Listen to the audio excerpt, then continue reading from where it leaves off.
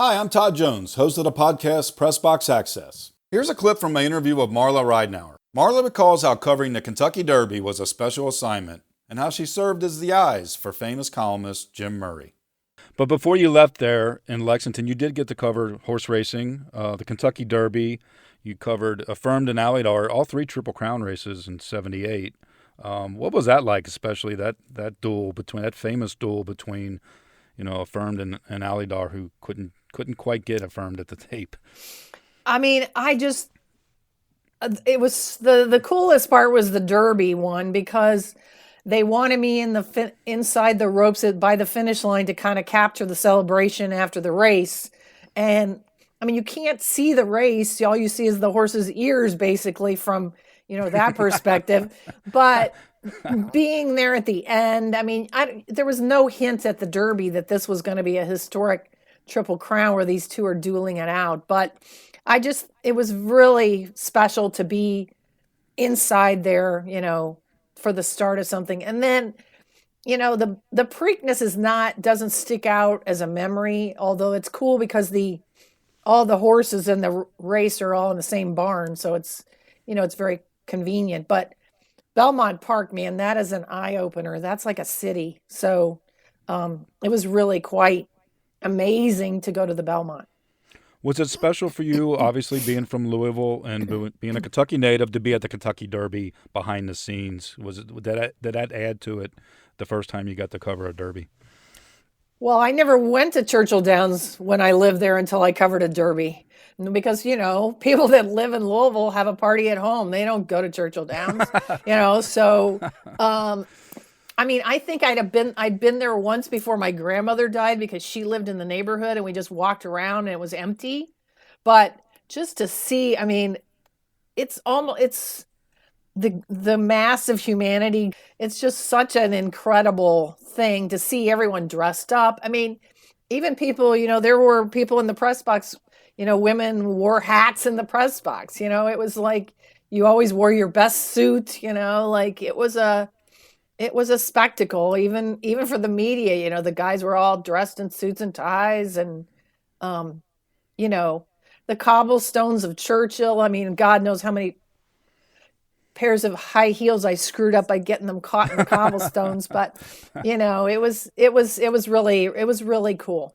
What's it like to actually cover the Derby, like in the days leading up to it? I went to the Derby in college and did not see one horse. I did not have a suit and tie on. I was in the infield.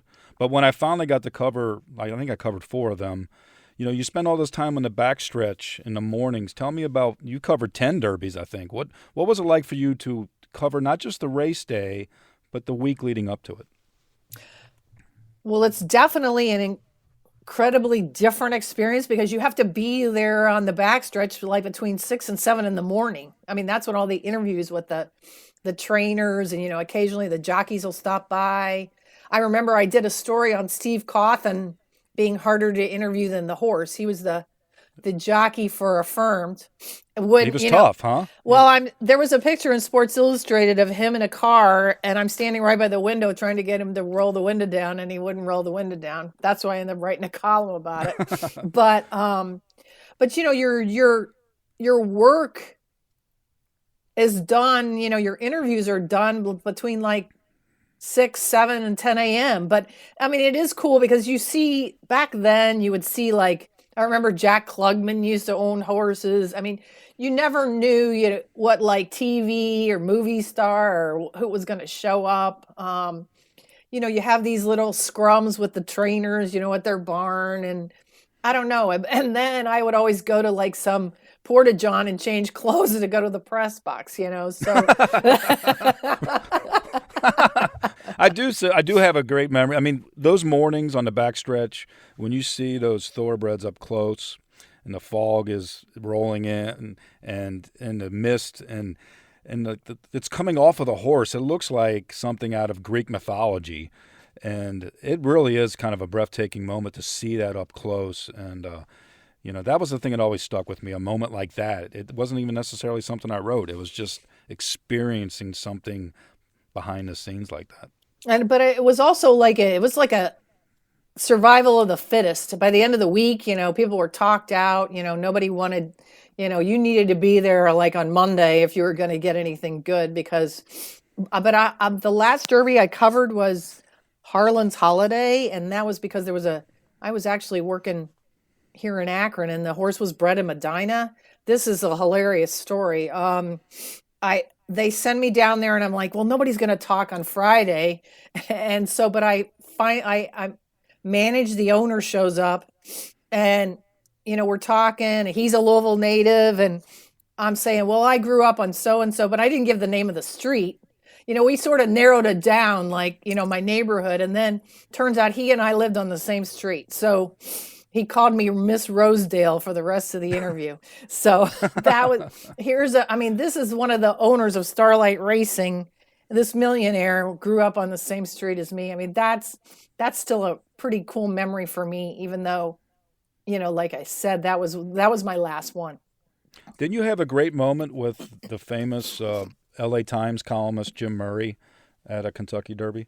Yeah, and I can't remember what year this was, but obviously Jim's he had seriously, issues with his eyesight. And so, like it's the post parade and he calls me out. You have like a little spot where you can sit like, out on the balcony. Now, I don't think that's where the press box is anymore, but it was right. No, it's not. It was overlooking the finish line. So he calls me out there and he tells me, he says, I want you to be my eyes for this and tell me what you see. So, wow. I'm saying, well, there's all these, military people, surrounding the track and this and that. And he's like, well, what military branch? And, like he's asking me questions like details, like what color are their uniforms and what are they wearing? And, so it was really, really, I feel so fortunate that I was introduced to him by my old boss, Cy Burek at the Dayton Daily, that, he trusted me enough to let me set the scene for him, so to speak.